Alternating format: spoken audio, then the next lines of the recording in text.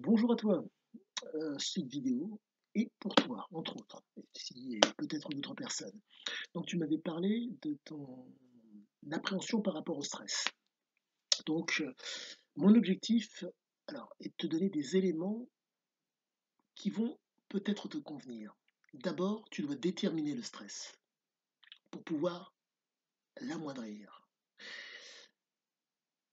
Oscar Wilde disait, pour résister à une tentation, il faut y céder. Je reprends les propos de monsieur Bernard Lugan qui disait cette phrase.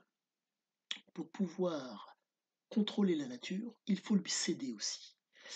Il est nécessaire que tu trouves le moyen, si je puis dire, de céder au stress pour le relativiser. La dernière fois, nous étions dans une situation anodine et bizarrement, le tintement des pièces t'a stressé. C'est ce que tu m'avais dit. L'objectif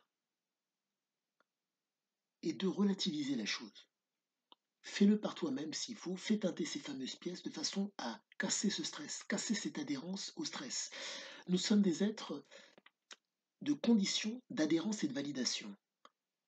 Dans ton cas, tu as validé comme étant stressant le bruit de ces pièces. Il faut que tu arrives, si je puis dire, à inverser la tendance, à considérer que ce n'est qu'un bruit. C'est pas chose facile, c'est à toi de trouver des convenances qui vont faire que tu arrives à amoindrir l'effet stressant de ces bruits par rapport aux gens qui t'environnent. Ils sont au même titre que toi, ils ne sont pas différents, ils sont autres. Tu dois réussir à partir de ce postulat quand tu es face à quelqu'un qui te stresse. Et quand tu arrives à être dans cette, si je puis dire, dimension mentale, tu es d'autant mieux. La personne qui te fait face, tu comprends qu'elle est autre et non différente. Ce que j'entends par différente, donc un autre, deux bras, deux jambes, un cerveau qui fonctionne comme le tien, mais peut-être une éducation qui fait que elle a une vision différente. Je n'irai pas jusqu'à dire plus ou moins intelligente, mais une façon de voir différemment.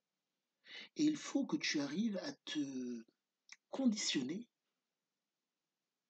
pour faire en sorte que cette approche par rapport à l'autre soit, je ne te dirais pas inconsciente, mais te permette de faire face à cette personne sans le stress.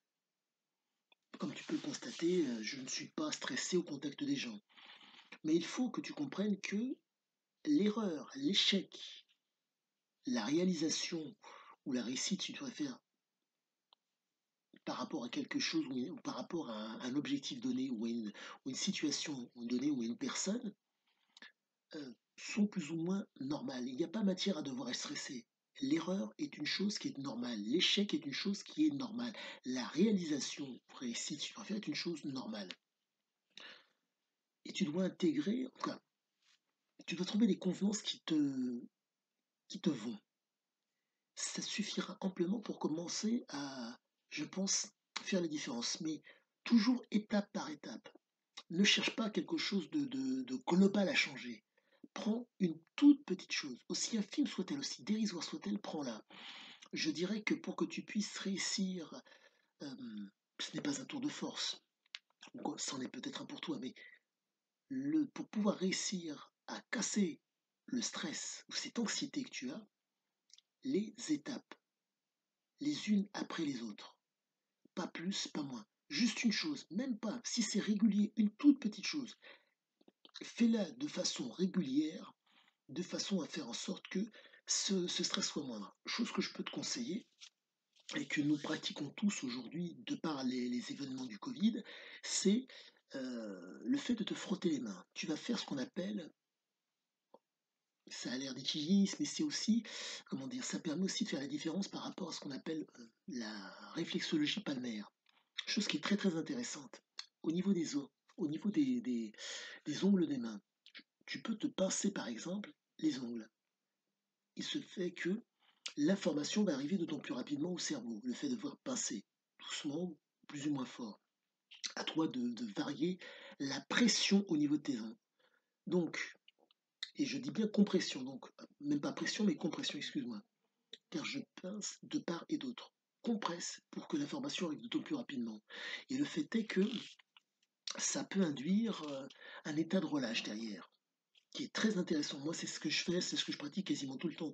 Le fait pour laquelle au travail, tu me vois constamment me laver les mains, en tout cas mettre la crème et de l'eau de Cologne sur les mains, c'est pas simplement l'aspect hygiéniste, c'est aussi l'aspect relâche. Le fait de presser mes mains permet entre autres de faire en sorte qu'il y ait une information qui arrive d'autant plus rapidement de la main au cerveau.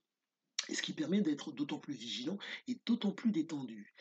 Euh, et ça permet, si je puis dire, de faire en sorte que nerveusement, l'information arrive d'autant plus rapidement. Et ça relâche aussi énormément.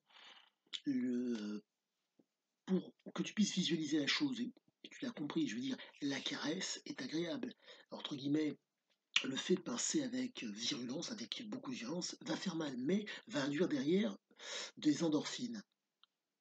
Tu pinces selon ce que tu trouves, mais il faut que tu arrives à trouver quelque chose qui te permette de détendre. Je constate que tu apprécies, comme bon nombre de femmes, de te faire les ongles, de faire en sorte qu'ils soient beaux et esthétiques. Eh bien, cette chose n'est pas anodine. C'est fait, ce comportement que tu as est fait pour te détendre. Trouve des toutes petites choses, aussi infimes soient-elles, pour te détendre.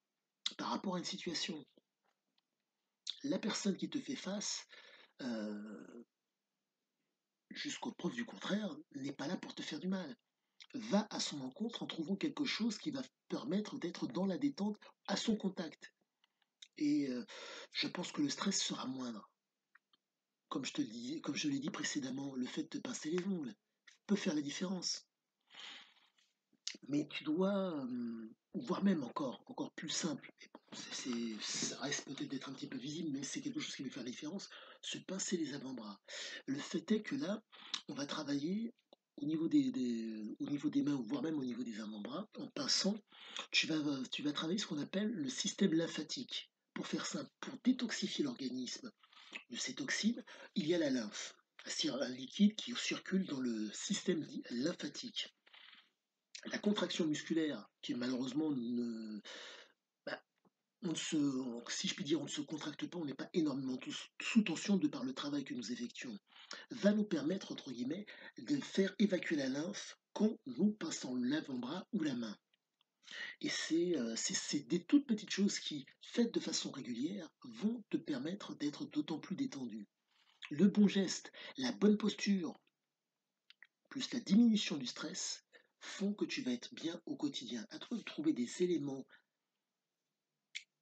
qui sont vraiment anodins, ça ne tient à rien du tout. C'est à toi de les trouver. Des éléments qui te conviennent te permettront de le faire.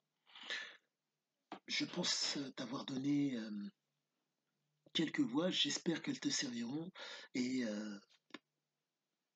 je te dis à bientôt et je te souhaite le meilleur. Et surtout, rappelle-toi, les gens qui te font face ou la situation qui te fait face est une situation autre que tu as peut-être habitude, comment dire, une situation inhabituelle, mais elle n'est pas dangereuse en soi. Il faut réussir à relativiser. Et qui plus est, s'il faut, va faire toi-même la chose pour faire en sorte que cette chose qui te stresse ne te stressera moins quand toi tu le feras, je suppose. Donc, pour relâcher la tension et pour relativiser ce que tu fais. Il n'y a rien d'extraordinaire dans mes propos. Il n'y a rien d'extraordinaire, entre guillemets, à combattre la peur.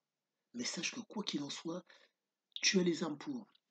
Je t'ai donné un angle, mais ce que je souhaiterais, c'est que toi, de par ta réflexion, tu trouves tout seul l'angle. Et c'est fort, mais c'est possible. Je te souhaite une agréable fin de soirée et je te dis à bientôt.